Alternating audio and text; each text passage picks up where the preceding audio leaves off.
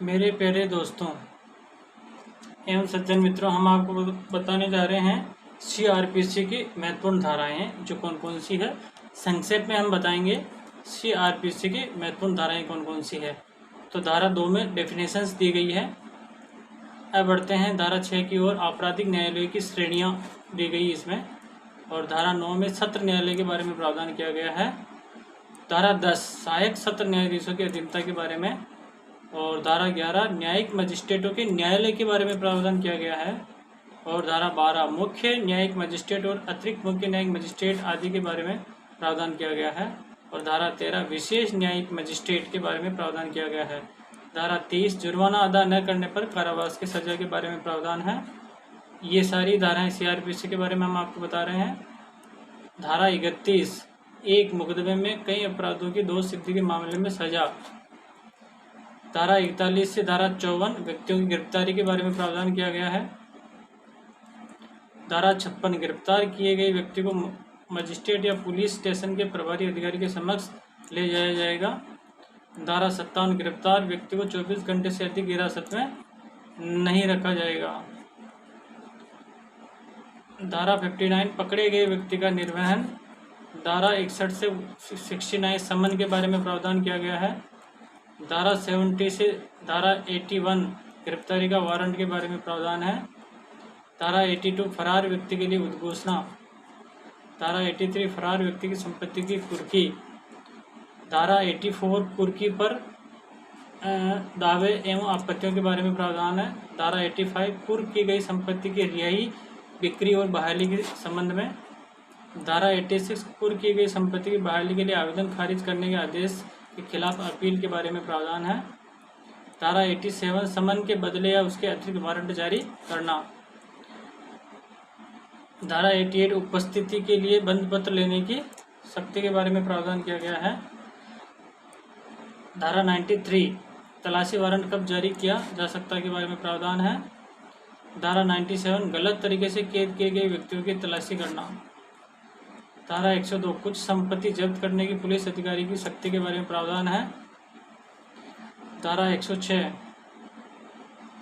दोष सिद्धि पर शांति बनाए रखने के लिए सुरक्षा। धारा 107 अन्य मामलों में शांति बनाने के लिए सुरक्षा। धारा 108 राजद्रोहात्मक बातें फैलाने वाले व्यक्तियों से अच्छे व्यवहार के लिए सुरक्षा। धारा 109 संदिग्ध व्यक्तियों से अच्छे व्यवहार के लिए सुरक्षा। धारा 110 आदतन अपराधियों से अच्छे व्यवहार के लिए सुरक्षा। धारा 125 से 128 जो अधिकतर चल रहा है अभी आजकल, अध्याय 9 में यह प्रावधान किया गया। पत्नी, बच्चों और माता पिता के भरण पोषण के लिए आदेश के बारे में प्रावधान किया गया है। धारा 129 नागरिक बल के प्रयोग से सभा को तितर बितर करना। धारा 130 सभा को तितर बितर करने के लिए सशस्त्र बलों का प्रयोग। धारा 132 पूर्ववर्ती धाराओं के तहत किए गए कृत्यों के अभियोजन के विरुद्ध संरक्षण। धारा 133 उपद्रव हटाने के लिए सशस्त्र आदेश लॉग्निशंस। धारा 144 उपद्रव या आशंकित खतरे के अत्यावश्यक मामलों में आदेश जारी करने की शक्ति अर्थात की धारा 144 लागू है साधारण भाषा में। धारा 154 से धारा 176 अध्याय 12 पुलिस को सूचना और जांच करने की उनकी शक्तियां। धारा 177 से 189 अध्याय 13 पूछताछ और परीक्षणों में आपराधिक न्यायालयों का क्षेत्राधिकार के बारे में प्रावधान किया गया है। धारा 190 मजिस्ट्रेट द्वारा अपराधों का संज्ञान के बारे में प्रावधान किया गया है। धारा 195 लोक सेवकों के वेद अधिकार की अवमानना, सार्वजनिक न्याय के विरुद्ध अपराध और साक्ष्य में दिए गए दस्तावेजों से संबंधित अपराधों के लिए अभियोजन के बारे में प्रावधान किया गया है। धारा 196 राज्य के विरुद्ध अपराधों के लिए अभियोजन और ऐसे अपराध करने के लिए आपराधिक साजिश के लिए अभियोजन। धारा 198 विवाह के विरुद्ध अपराधों के लिए अभियोजन। धारा 199 मानहानि के लिए अभियोजन।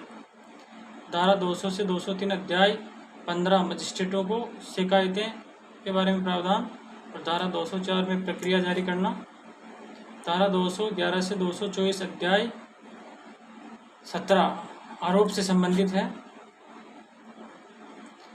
धारा 225 से 237 अध्याय 18 अन्य सत्र न्यायालय के समक्ष मुकदमा।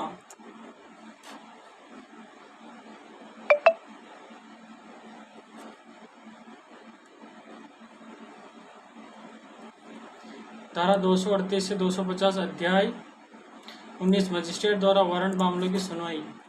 धारा 251 से 259 अध्याय 20 मजिस्ट्रेट द्वारा समन मामलों की सुनवाई। धारा 260 संक्षेप में विचार करने की शक्ति। धारा 261 द्वितीय श्रेणी के मजिस्ट्रेट द्वारा संक्षिप्त विचारण। धारा 262 सारांश परीक्षण के लिए प्रक्रिया। धारा 265 ए से 265 AL अध्याय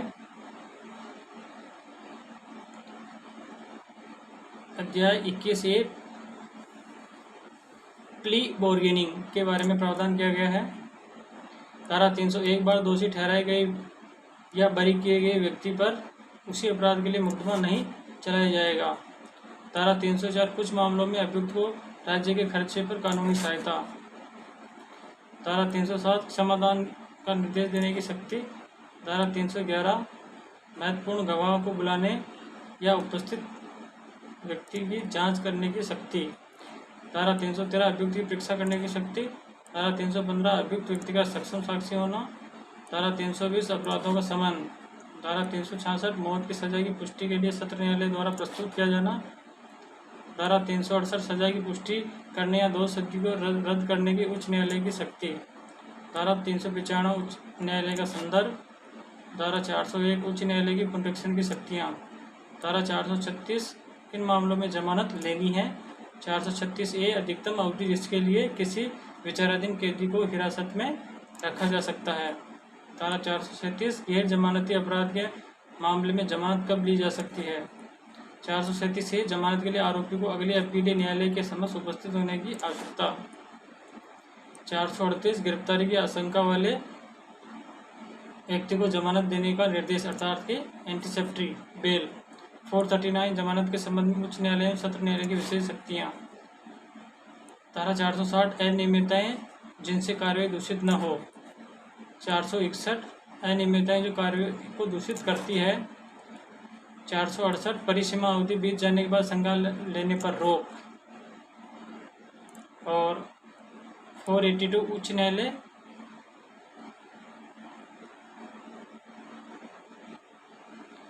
न्यायालय की शक्तियाँ।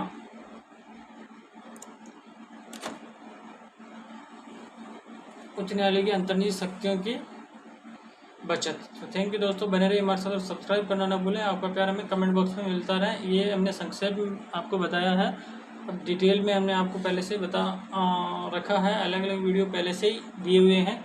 तो थैंक यू दोस्तों, बने रहिए हमारे साथ और सब्सक्राइब करना न भूलें। आपका प्यार हमें कमेंट बॉक्स में मिलता रहे। Thank you very much.